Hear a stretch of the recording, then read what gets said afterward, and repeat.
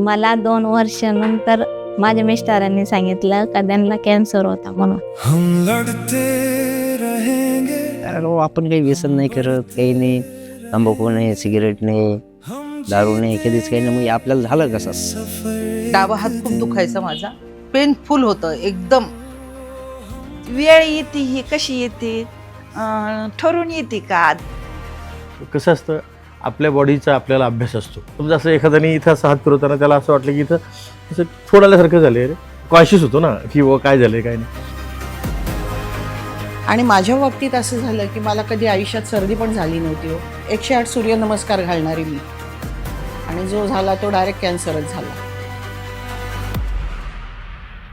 मीच माझे त्या कॅन्सर या शब्दाला घरामध्ये इतकं दुर्लक्षित आणि एककष्टित करून टाकलं ना, किंमत नसल्यासारखं, की बाकीच्यांना काही ते जाणवलंच नाही.